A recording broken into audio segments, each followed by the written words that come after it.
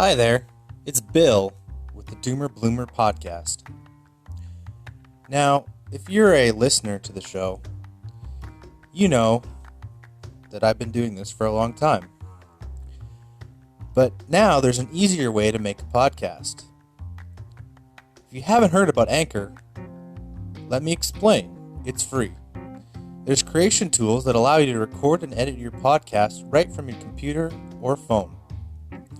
The Anchor app will distribute your podcast for you so it can be heard on Spotify, Apple, Google, Stitcher, and many more. And you can make money from your podcast with no minimum listenership. It's everything you need to make a podcast in one place. Download the free Anchor app or go to anchor.fm to get started. Cheers.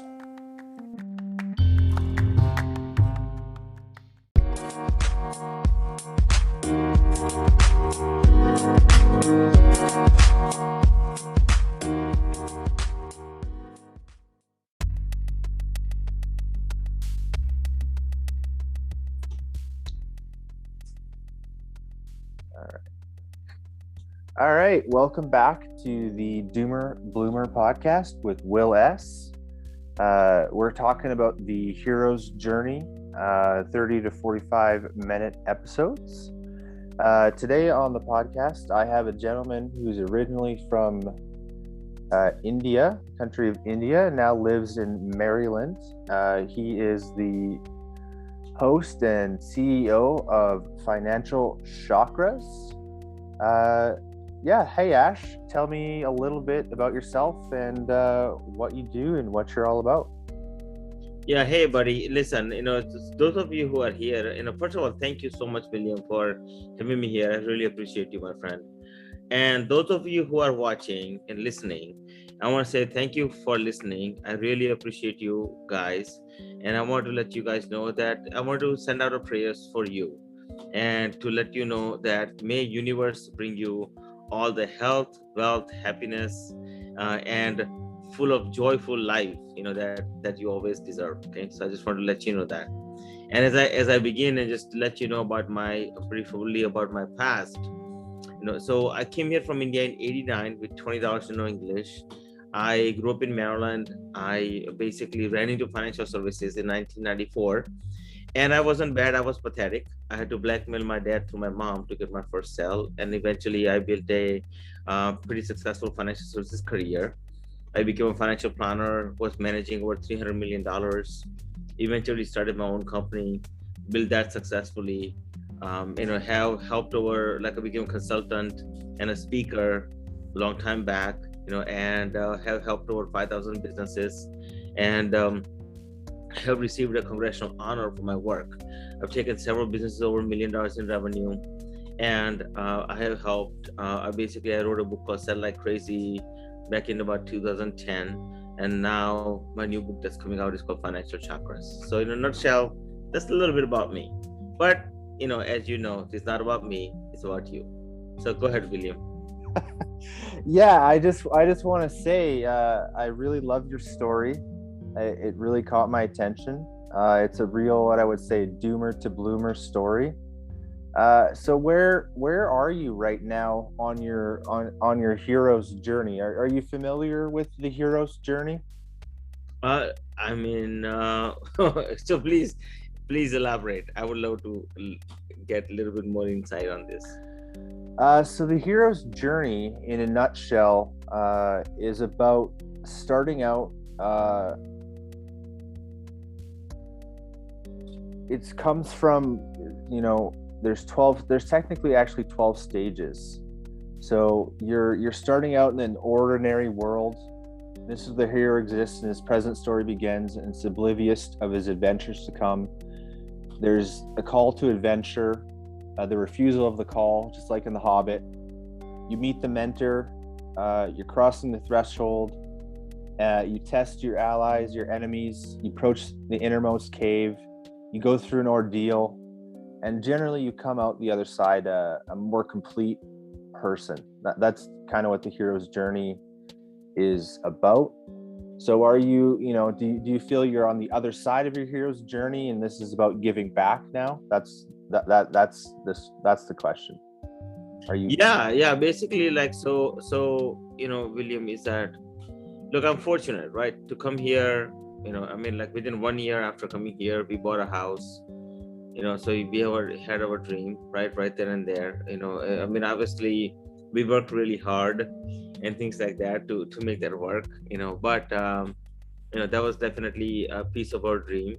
And then things have been really good for us, right? So I mean, now me and my brother, like, so yes, we are on the other side in many ways, you could say. Okay, well, go ahead.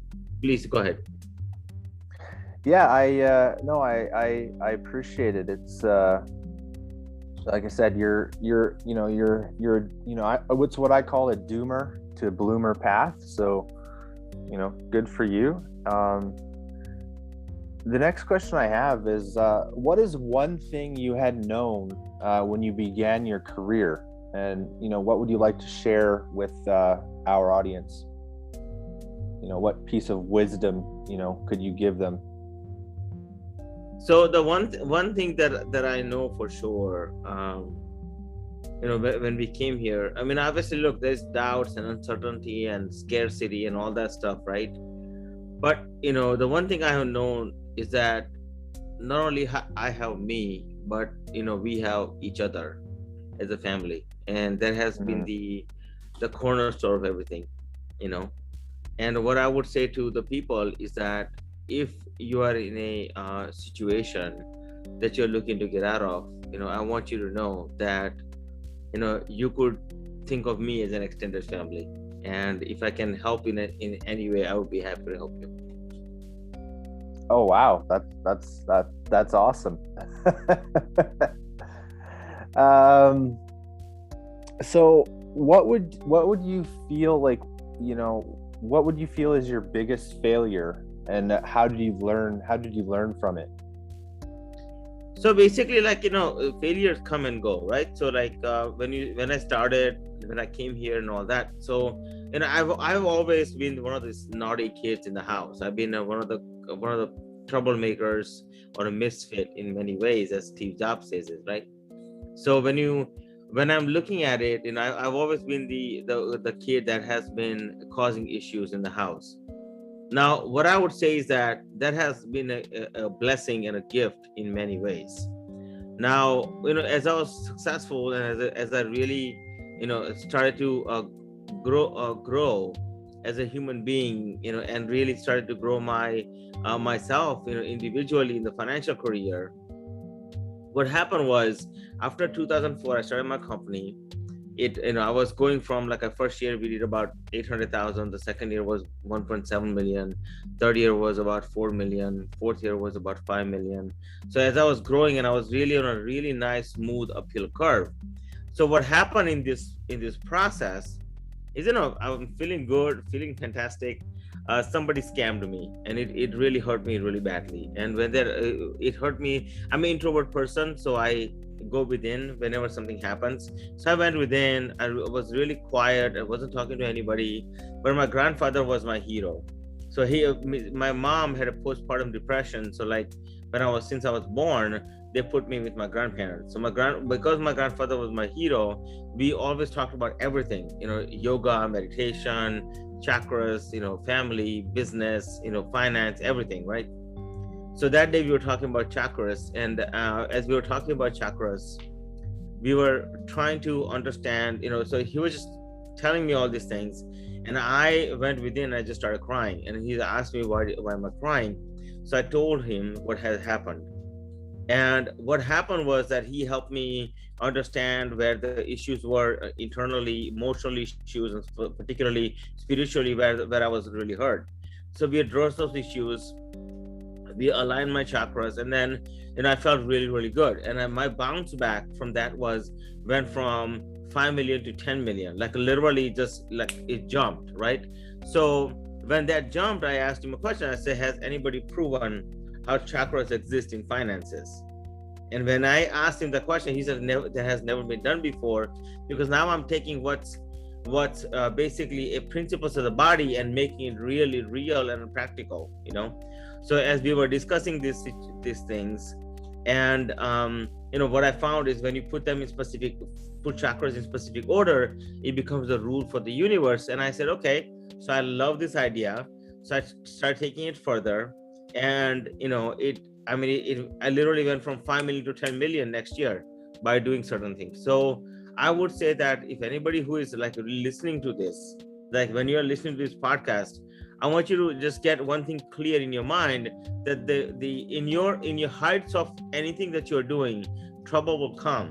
Is how you're handling that trouble that's going to determine where you're going next. So just coming back to the idea of chakras, because I'm not the most familiar. I come from more of a Western philosophy. I'm a little bit familiar with Eastern philosophy, Taoism, but what exactly are chakras, and how do you explain that in terms of a financial perspective?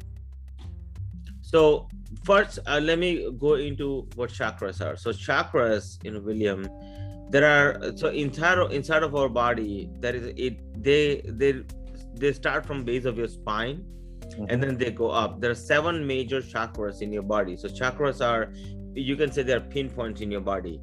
This is the physical nerve centers where majority of your nerves meet throughout your body. They are the command centers that all the, like, you know, all the emotions that you feel, and they're also the hub and a home for your emotions. So based on these 7 chakra, each chakra has emotional home, and the chakra itself, they were written up in around 1800 BC in the oldest text called the Vedas in India. Now, when they were written up, the chakra, the word itself in Sanskrit language and in English, it means wheel, right? So think of like a car. When it starts, there are wheels that are turning, right? So if one wheel turns, it turns the rest of the things. So inside of your body, there are 7 chakras that are constantly in effect. So what happens is, when you're not in alignment, maybe sometimes, you know, you are feeling like you're stuck. You just cannot get to the next level. Maybe you're feeling like you're blacked out, you know, because, you know, for whatever reason, you know, you just can't get to the next level, or money is not getting attracted to you, right? And there are reasons behind it which I cannot explain in 45 minutes. But what I would say is that based on each chakra, there is definitely money energy. So like money is an energy form, just like you have physical energy, there is money energy as well. Now, to prove that we are energy, so this is a little tool that I use. Now this tool is, there's nothing inside of this tool except a small battery, and the way it works, it needs to finish up a circuit. Right. And so when you want to finish up a circuit, how do you do that, right? So I'm not plugged into anything myself, right? But if I touch this, it's gonna light up. So it lights up when I touch, it doesn't light up when I don't touch. It lights up when I touch, it doesn't light up when I don't touch. So anytime I touch it where I have nerves, this will light up. Anytime I touch it where there's a dead space, like my earlobe, right, it's not going to light up. And the reason being is that those nerves, the energy centers, are passing out signals for us to be successful. So just like this is lighting up right now, and the more excited I get, the more excited this thing gets, right? So when you take a look at this right here, this is what they're doing. When you look at, like, you go to do the heart monitor or EKG and all these things, what they're doing is, or when they're giving you a shock, you know, when somebody is in really bad shape, they're actually jolting that energy centers in your body to revive, right? And that's what chakras is at play, you know. And hospitals, like when they measure your vitals, right, those vitals are actually your pulse is an electric pulse inside of your body, you know, that belongs to one of the chakras, right? So in this case, it's the heart chakra. But, you know, so that being said, it's physical, it's you know, it's practical, and it's real. Right. I'm getting a little bit of a sense of what you're talking about. I kind of Googled it. So what do you do if your chakras are out of alignment? I feel like I'm out of alignment right now. I feel like I have been out of alignment this last little while. I've been working at a new job, trying to be successful in a sense, and I can't seem to get to that next level. I've had a little bit of success, but I'm just like at a plateau right now. Yeah, so the very first thing is, and William, I'm happy to help you even after the podcast, but very first thing is you need to find out, your primary chakra, right? So like we need to spend some time on, like, I can ask you some questions and stuff like that. But Mhm. once you figure out like your primary chakra, the second step is going to be your primary flow. So those Okay. two things are absolutely crucial. And once we find that out, then we can begin to assess or go into it further and say, okay, this is the path that we can take. But this is how, because each chakra requires a different. So there are meditations. There are a lot of people use crystals. There are people who use yoga. There are people who use there's different remedies, right? For is what I'm trying to say, for each chakra, and there's a specific exercises, even verbal exercises where you talk about like mantras, or you talk about like affirmations, right? And things of that nature. There are different things we can do to really, once you figure out your primary energy and primary chakra and your energy flow, and as to how it's flowing. Once we figure that out, now we can dive into it and dig into it a little bit deeper. Okay, yeah, that makes sense. Like I've never really dug into this as deeply as I probably should have, but I definitely can see where you're coming from, for sure, 100%. So how long? So you said 2004. You started doing the financial chakras. Is that correct? Yeah. So I started doing financial chakras. I discovered financial chakras in about 2008. 2008. Okay. So we're coming up just about 10 years on that then. Yep. And you've been in the financial services industry close to 26 years? Yes, Almost. 26 years, since 2004. All right.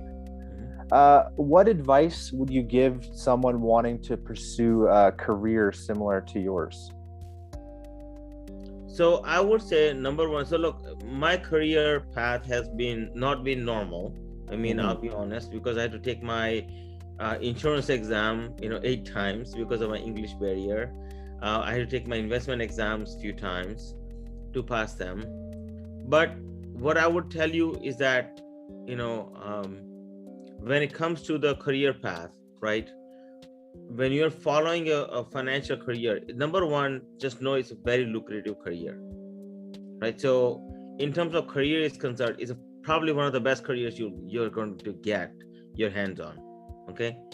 The important piece of this whole thing is that when you're pursuing this career, make sure you are looking at a long-term picture and not a short-term gain. If you're doing this out of because you want to make a lot of money and want to get rich, can you? Yes, but it also comes with, so if your heart is not in it, I will caution you, because it is very lucrative career. It does have a lot of what do you call this, go-getter type thought processes. Right. But if you are going for it and with your whole heart, it would help you tremendously.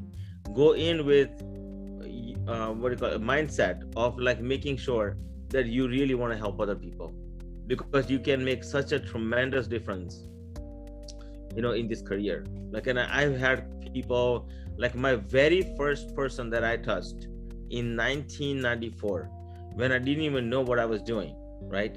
He became a client of mine. I saved him, I say about $30,000-$40,000 a year on his insurance policies. And he's like, every time I write that check with this new contract that we got, He's like, I think about you every single time, right? My very first client that I got as a private, practice in 2004, that client of mine, and her husband passed away a few years ago, and she still to this day reaches out to me and say, hey, how are you doing? Even though I'm no longer a financial planner, I gave that career up about 2 years ago, but needless to say, she still calls me and say, hey, how are you doing? Keeps in touch. So it's a very rewarding career, and it's absolutely satisfying career. Yeah, I I can see where you're coming from. Like I can actually feel I can feel the vibe from you. You're very passionate about what you do. And I feel the same way about renewable energy. So I know I'm in the right space. So that's important. And for you, what have been the best resources that helped you along the way? I understand, like you said, you mentioned that you are very close to your grandfather, so I imagine that your grandfather was a good resource for you. But what other resources helped you along your path?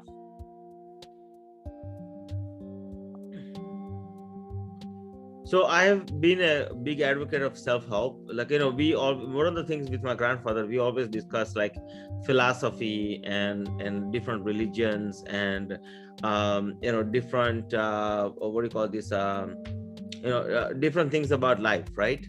Right. So one of the things that I started doing at a young age, especially after I got into the financial industry, I became a self-help nut. Completely self-help nut. Like I was hooked. Like first time I went to Tony Robbins event in 1994. He came out here in Baltimore, and I just couldn't help it. I had to go. So I went, and then I ended up hiring a coach from them, and it was absolutely fantastic. It just changed my life completely. Yeah, no, that makes a lot of sense. Like I'm kind of in that mode right now. I've been reading a lot of books from different authors. I'm probably going to read your book, as well. That's probably on my list. And who would you say are 3 people that have been the most influential to you in your life? 3 people, if you can think of 3 people who have been the most influential to you. My grandfather is definitely one. Yeah. My dad probably has a lot of things instilled in me. Tenaciousness. There's a lot of things from my dad that I've gotten. And then a third is my overall my family. Like a lot of family members, especially my 2 of my aunts, have really influenced me. And who has really driven me is I learned quite a bit from my daughter. My daughter is fantastic. She's she's about to go take MCAT exam and things like that. But from an inspiration perspective, she's my inspiration. From a learning perspective, I would say those are the 3 individuals. I would say my grandfather, my dad, and especially 2 of my aunts who were very loving to me since I was a kid. So very, very close to your family. That's very close to my family. It's other people have influencers. Like if I was to take a look at outside influencers, I've had influence from one of the I loved one of the heroes in India. Like his name is Amitabh Bachchan, and love his story, love where he came from and where he went in the film industry. And now he's in there's another one, Narendra Modi, current Prime Minister of India. Like his story is very inspiring to me. I think when I take a look at here, I've heard Tony Robbins' story and I'm inspired by him, but not everything I can follow. I get inspired with like a lot of things from the Dalai Lama, But there's a similar guru that happened. His name is Pramukh Swami, which is our religious, our belief system. He was sixth grade education. He passed away a few years ago, but he was sixth grade education, built out, so many Indian temples all over the world. And it's called BAPS. If you Google BAPS.org, you'll find all the things. But they are building one of the largest Hindu temple here in New Jersey right now, and it's gorgeous, absolutely gorgeous. But so needless to say, him being a sixth grade education, he recruited so many saints, who give up their life or their family and all that, and really declare celibacy. And who are intelligent. Some of them are engineers, some of them are doctors, some of them are really intelligent people, and so to me he was inspiration to me as well. Yeah, so you've had a fair amount of mentors, and your daughter's been influential to you. Yeah. So that's fantastic.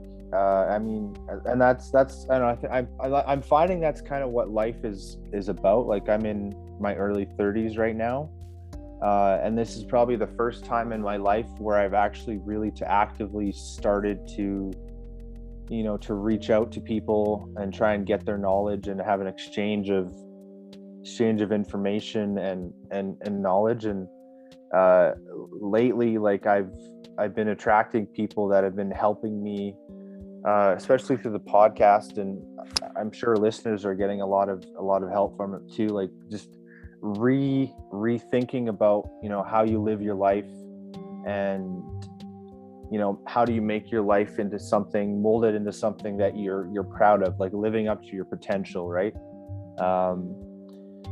My next question is, if you could step into my shoes, if I were interviewing you, what would you have asked yourself that I haven't asked you yet so far? Like, if you had go ahead.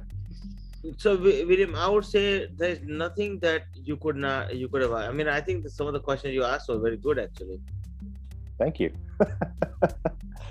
I'm glad. I spent a lot of time figuring out how to tap into people's inner life, so that's good.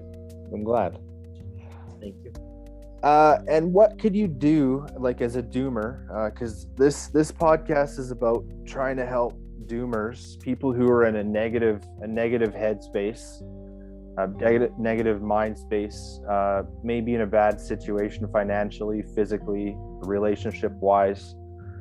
How would you help a doomer? Like, if you're in that bad negative space right now, how would you help them get on the path to becoming a bloomer in life, business, relationships? What would be your best advice to a doomer right now?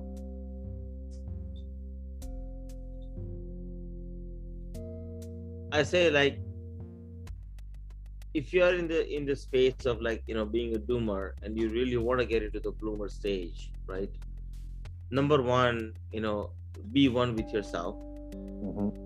Right? Know who you are. It's important, and once you do that, get to work. Because, like, I think that many times we, as a human beings, we sit there and try to analyze, right? Life is one of the part of life is that you have to be able to analyze certain situations and really move forward with the best way you can. And if you wait for the ship to come, it's never going to arrive. So you just have to know that you are already in a really good ship. You just have to run, right? So if you're not working hard, right, that's going to be your number one downfall of not being able to learn. Because if you're not, like, for instance, after coming here, my first job, I got at a what do you call it? It was a pizza Hut place, right? And I was, like, basically cleaning up pans and stuff like that. And then I couldn't speak English. So about a week or two later, I learned about this new job at the gas station where they were paying more. So I started there, and I would, like, literally work from after school, like 3 o'clock to 12 o'clock at night, Monday through Thursday. And then on Fridays, I would work from 3 o'clock to Saturday morning. and then I would go back Saturday afternoon around 12, and then I would start working until the next morning on Sunday. And that was pretty much my routine schedule, right? If not, then I would work until 12 at night on Saturday, then go back entire Sunday, something like that, right? So, but doing that, right, between me and my dad and my mom and all three of us working, odds and whatever jobs we could get our hands on, within 1 year, we bought a house. So my thing is what I'm trying to tell you is that if you work hard, you can come through situations. I'm not saying that it will make it easy, but it will definitely show you the road. So you'll get to make assessments. Okay, this is good, that's not good, and then you can keep going forward. But that's one way. But make sure you are completely in alignment with who you are. It's important. Yeah, no, I agree 100%. I think that's something that everyone needs to figure out for themselves. So the other question I had is, once let's say you get through that doomer stage and you're on the other side of that, and even in the doomer stage, I would say you can even start there. But what is one of the, like, how can you be of service and to your community and the world? Like, start locally, and then think globally. What would be your best advice to have a life of service? Being in the doomer stage or bloomer stage? Let's say both. Because it's hard to help other people if you don't help yourself first, right? That's what I've been finding. Yeah. Is I want to help other people, but I'm realizing that I need to get to a level in my own life where I'm out of the survival zone into the secure zone. Yep. And then into the thriving zone. Mm-hmm. And until I can get my own life to the place where I want to be, it's been a lot harder for me to help other people than I would like. That makes any sense? No, that absolutely makes sense, because many people say, look at life, it's a glass half full, right? Mm-hmm. But the thing is, the fact of the matter is the glass is half empty. And if you are trying to help other people, you have to be overfilling, otherwise you cannot do it. Yeah, exactly. And it's just not gonna work, because then you're coming from a place of not being authentic. Like I have a person that I was talking to, and they're working full-time job, and they became a financial coach, right? And I said, okay, that's great. And then I dug deeper into their life, and they have $40,000 in debt. I mean, you just can't help anybody else if you're in debt. It's like you're trying to, there's not fake it till you make it kind of thing. I'm not saying that don't help other people or don't, but with some small strategic moves, we were able to, now we're going to pay off their debt in like 6 to 8 months, and because we're going to be able to pay off the debt, they're in a better situation, they're in a better spot, and now they're becoming a better coach. Make sense? So you really have to be overfilling in order for you to serve other people. Otherwise, you're always going to be in the same, it's like a loophole, like a same loop every single day, all day. Yeah, no, that makes a lot of sense. You gotta focus on what's right in front of you sometimes. Mm-hmm. I fall sometimes into the trap of where I want to be versus where I am. You know what I mean? I look at my life from the perspective of where I was 5 years ago versus 10 years ago, and where I want to be in 5 years and 10 years from now. And they're fairly lofty ambitions, they're fairly lofty goals. But it's just like you said earlier, it's like I have to get to work. I have to do that work. It's called the grinder philosophy, the grinder mindset. It's you break it down into the small component parts, and you bite off those little pieces every day, and you work on it, right? Yeah.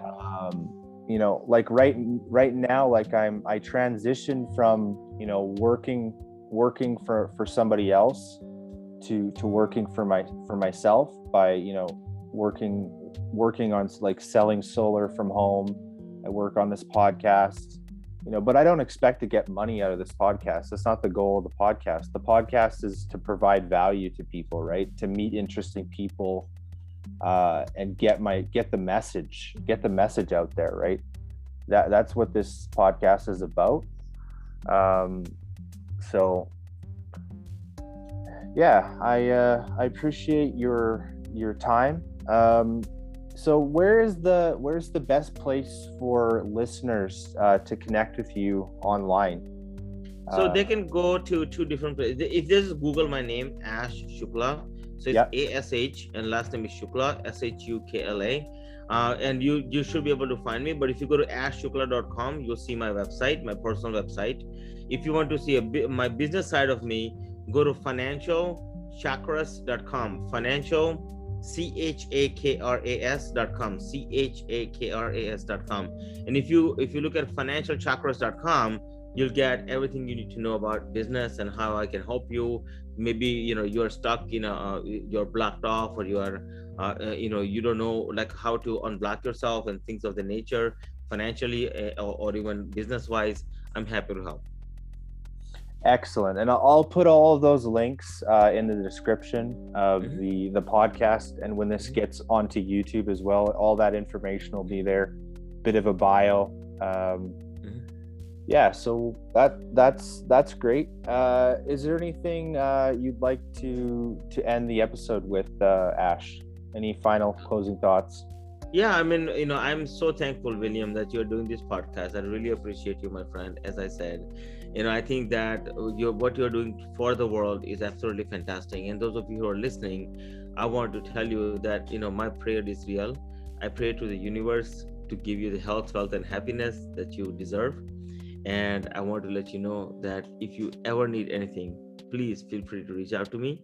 And I'll be more than happy to figure out a way to help you, whether it's financially or in business. Thank you. That's fantastic. As always, the Doomer Bloomer podcast is on all current podcast platforms: Spotify, Google, or Amazon, Apple. We're on YouTube. You can find us on Twitter at Doomer Podcast, and we have a Facebook page, Doomer Bloomers. Feel free to reach out. Again, appreciate all the listeners, and have yourself a great and prosperous day. Thank you. Thank you.